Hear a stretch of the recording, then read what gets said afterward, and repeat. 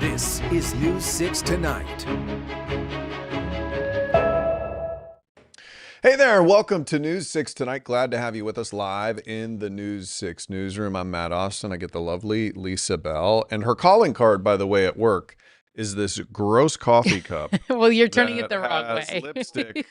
We'll just keep turning it around. There you go. That's the nice side. There's always a full dollop of lipstick on that coffee. That's her better side. That's how you know she's working hard. Correct. Got to stay hydrated. That's right. It's never coffee in there either. It's just plain boring water. Yes. But you know what's not boring? Ugh. News in Orlando. It's always interesting. And we have some good stuff for you tonight. The governor might as well just buy a place around here because he's been here a bunch lately. He was back touting some big arrests that they made. There was an operation in which they arrested 17 people, got millions of dollars in drugs off the streets, like 6 pounds of fentanyl, enough fentanyl to kill the population. They always say that, which I'm always skeptical. Yeah, no, you're right. And it's not the governor, it's everyone. Oh, we've they've taken enough to kill like 3 billion people. And it's like, wow, half the planet, I posted a story about that. And a lot of people apparently who use fentanyl got on my... They follow you closely. Yes. Those are my people. Yeah. And they got on and they said, listen, that's crazy. I could do that much in a night or something. There's no way it would kill that many people. Yeah. But it makes a big headline.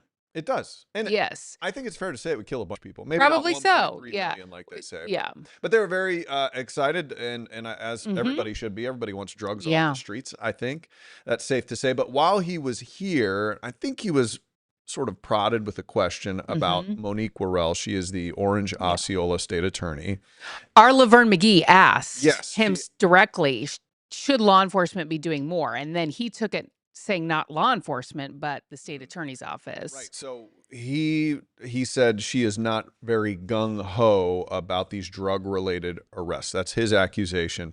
And then, of course, she responded today. So let's listen to both of their sides of the story. She obviously is not gung-ho about doing what needs to be done. And, we've obviously held her accountable in the past. She's back. And so, we have to see. I am concerned with doing my job, the job that I was elected twice to do, and I do it every single day. I think the governor intends on being accurate in the information that he has. She obviously is not gung-ho.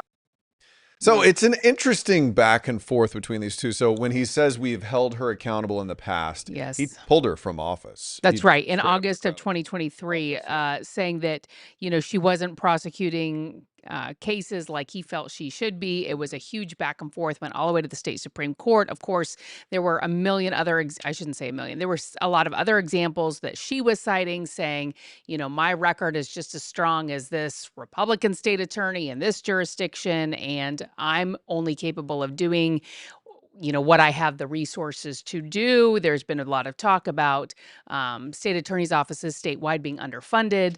And so this is a saga that is going to continue to go on and on and on. Yeah, absolutely. Yeah. And it's just interesting to see the back and forth because in the end, she got elected again. That's right. So he cut out a person, took her job away, who had been elected by the people. Now she's been elected again by the people in this area. And so the question is, would he maybe do it again? I think a lot of people are asking. I'm sure she wonders, but I think it's safe to say it would be hard to find two politicians who don't like each other as much as these two.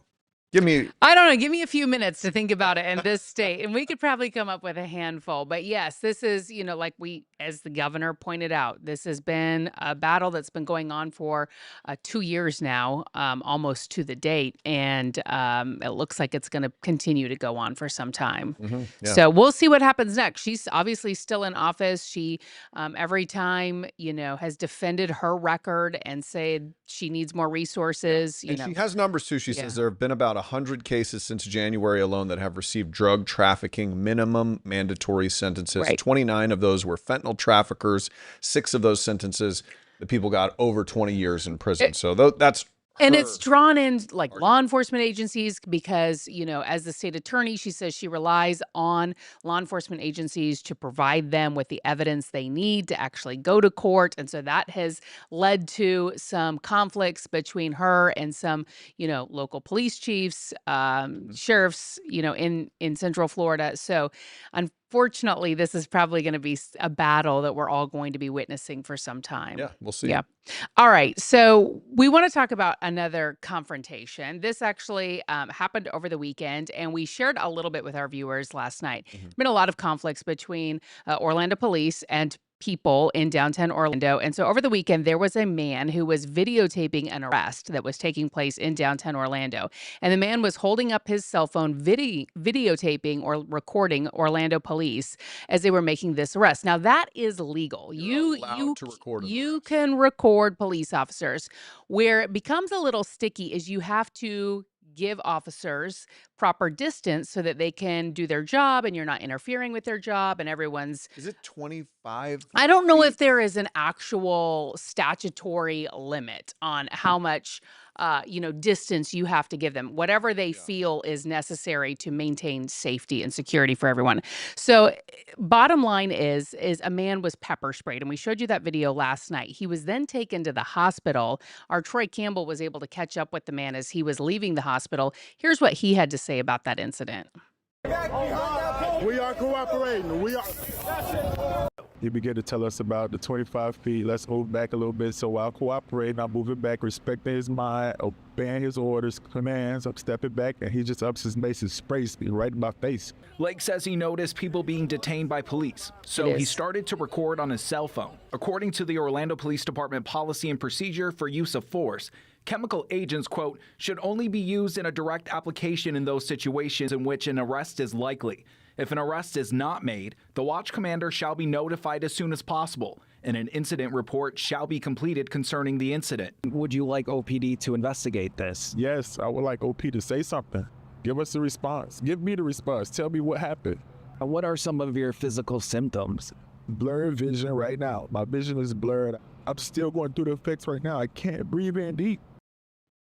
So if you've ever been sprayed with pepper spray, it is intense. Have you gotten sprayed? I have been around after pepper spray has been deployed in an area, and just being there long after that incident, you can still be affected by it.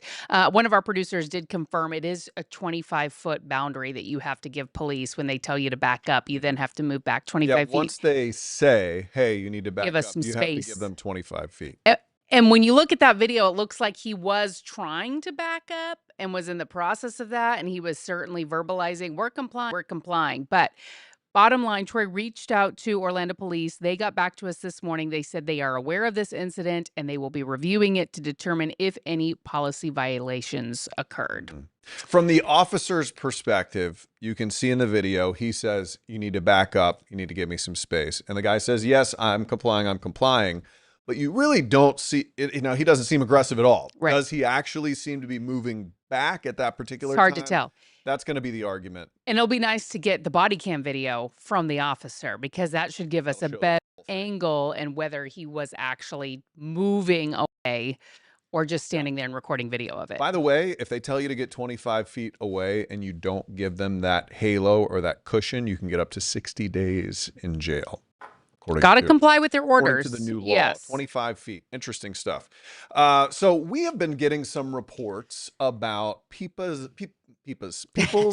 Meta accounts. So that's your Facebook, your Instagram, just getting shut off. Right. Basically, all of a sudden, you don't have access. You can't post. You can't do. You lose everything that you've had posted on there. All your pictures, all your friends. So it's still there. It still exists, but it's as if you have no control over this account because Meta has decided that it is no longer. Something has tipped them off to make them think that you're in violation. You're in violation of their rules, and they're a business, and they can operate it however they want. But we've been hearing more and more about this. In fact, we did some research about whole groups of people who are devastated by this because people rely on Facebook for their businesses, and people like us rely on Facebook and Meta to get information out there. And so this actually happened to our meteorologist, our chief, Candace Campos. So I talked to her about this and the issue that some people are seeing. News 6 chief meteorologist Candace Campos tried to post this reel to her WKMG Instagram account. It didn't work. Instead, she got this message. We've frozen your ability to post because you do not follow the community standards of Instagram. Your Instagram is a way you get information out to people. Exactly. I mean, and that's the point of my job, right? Especially during hurricane season, I want to turn reels real quick. So she requested a review to see if the freeze was a mistake, and she got this response. You'll hear back from us soon. That was 3 months ago. I sent emails, I sent an appeal, I did all of it, and nothing. We found a change.org petition with more than 40,000 signatures. These people want to hold Meta accountable for disabling accounts with no human support. Amira Irfan is a business lawyer and owner of A Self Guru. Her Facebook accounts were disabled back in July, and like Candace, she couldn't get any response from Meta. I even sent them a demand letter because each passing day was affecting my business. The demand letter got her personal account reinstated, but not her business account. And the kicker, her credit card kept getting charged for ads. They charged over like close to $1,500. The message was like, our technology found your account to be in violation, and then our technology took action. So when they say our technology found and then our technology took action, what they're interpreting that as AI has searched through, found something it didn't like, and then it booted them off. And in this process, there is no way for you to get a human being to talk to. Meta does not have a network or a 800 number that you can call. And I've seen a lot of people respond to my story online by saying like, well, you don't have the First Amendment on social media, which that's true. That's not the point of the story. Point of the story is some people do rely on this 100%. and pay this business. Like she pays thousands of dollars to Meta. And it makes you wonder if moving forward, certainly if there's litigation, if there will be some type of contract where as business owners, for example, will have some type of recourse if they completely lose this page where they've built this following and this business that they have helped pay for by advertising on Facebook. On the flip side, though, if you do have just a personal account, my personal account was shut down by Meta. For me, it wasn't a big deal. I don't use Facebook a whole lot for personal reasons, but you know, I know that a lot of people rely on it for support groups and they've endured, you know, tragedies or they're going through a medical illness and something like that, and they really rely on those communities on Facebook to support them. And so when they lose something like that, it's like losing an extension of themselves, and for a lot of people, they really feel lost. Yeah, I'm a big believer in, look, if your business can do what they want to do, but I'm also a believer in if your business has crappy customer service, and if people pay you thousands of dollars in ads and you won't respond when they say, hey, this isn't working, or you're still charging me and I have no access to my account, then people will look for another. You're big. You have sounds like you're contemplating resurrecting MySpace, Matt.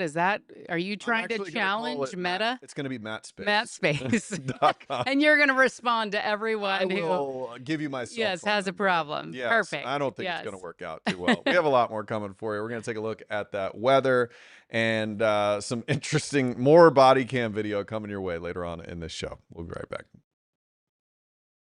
Welcome to News 6 Tonight. We are so thankful that you're joining us here wherever you found us. Yeah, you know what this tells me? If you have made this your new streaming destination, it tells me you're smart.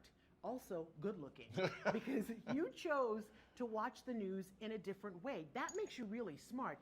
Anybody can give you the news from a teleprompter or an old newspaper.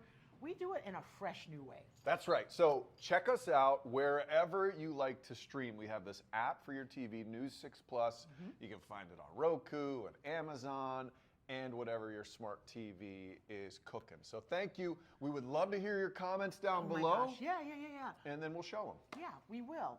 News 6 Plus. The plus is you. Ooh.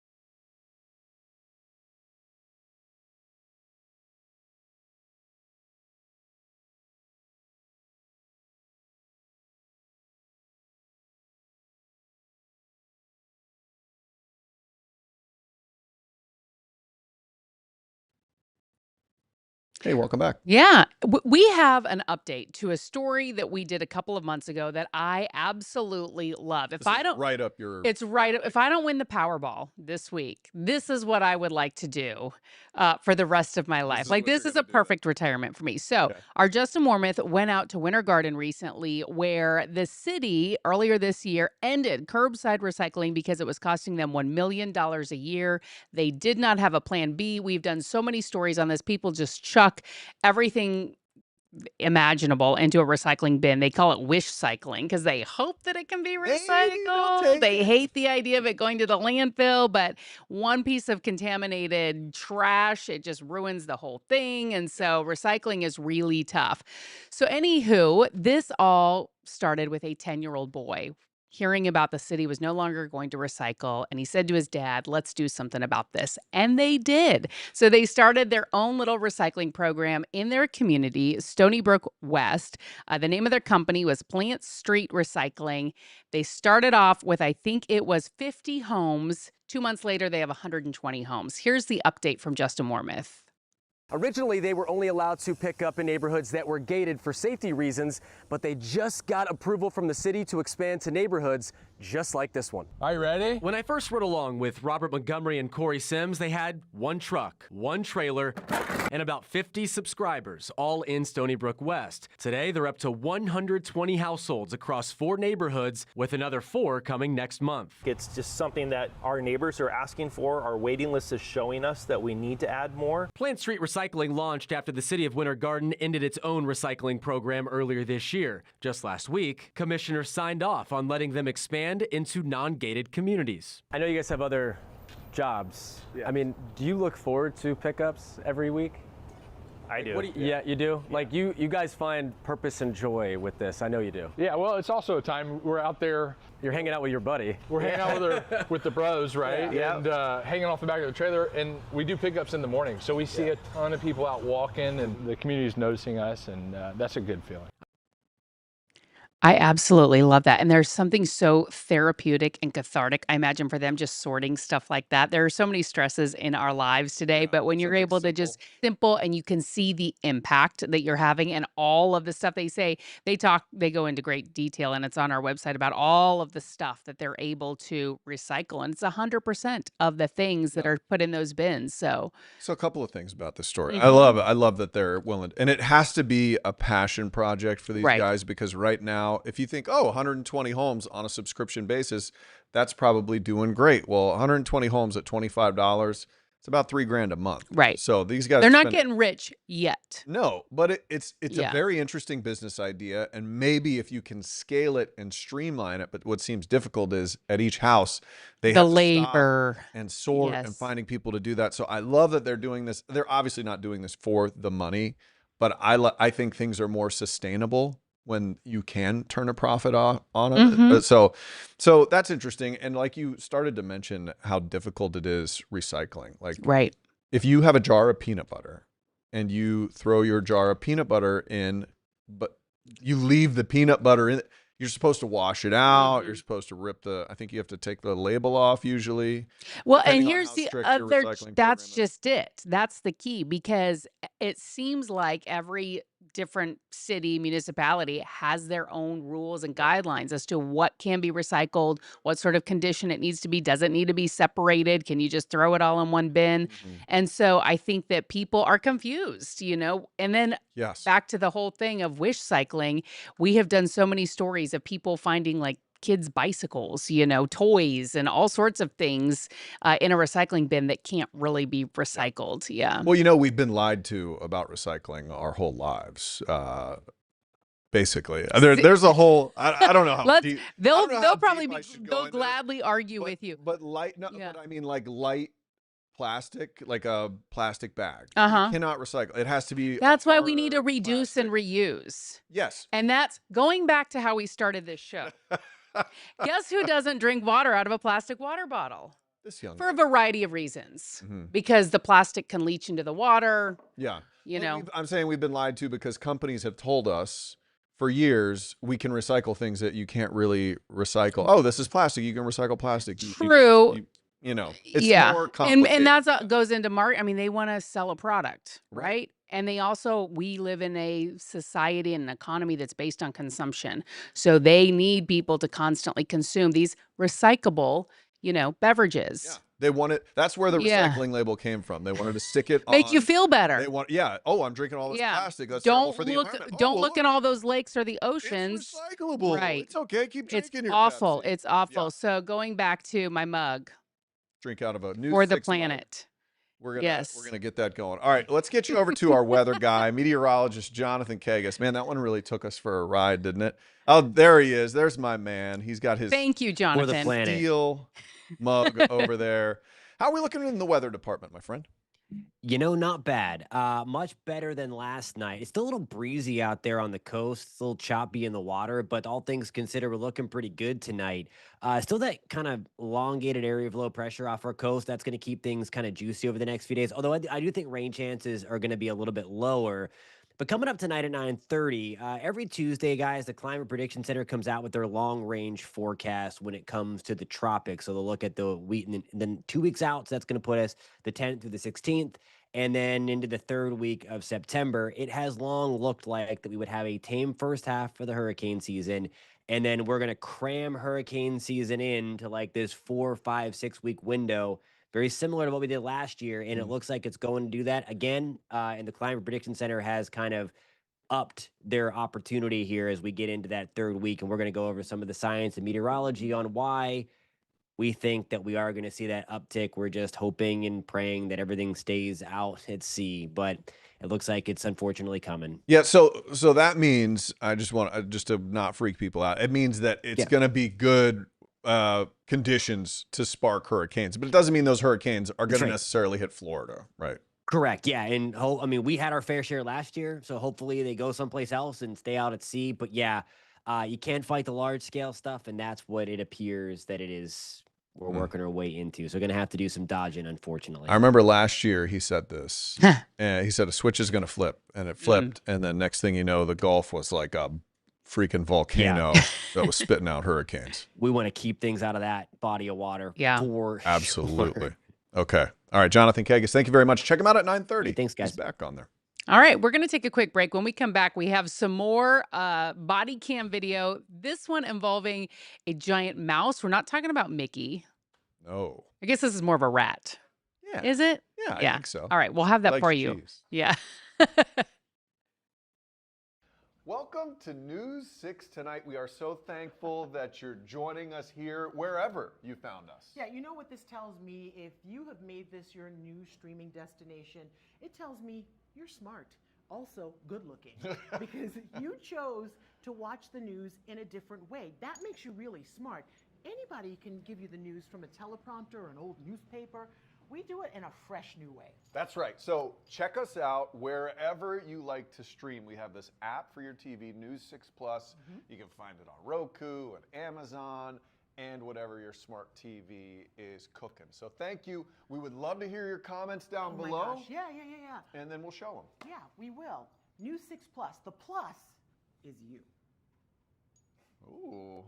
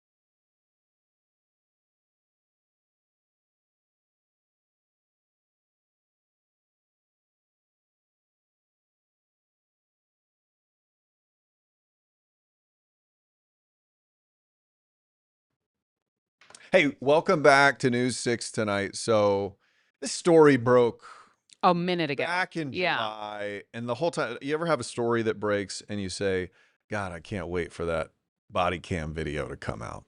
Well, it has come to roost for us. A woman said she went to a Chuck E. Cheese. She lost her card. Next thing you know, some charges start showing up on her credit card, right?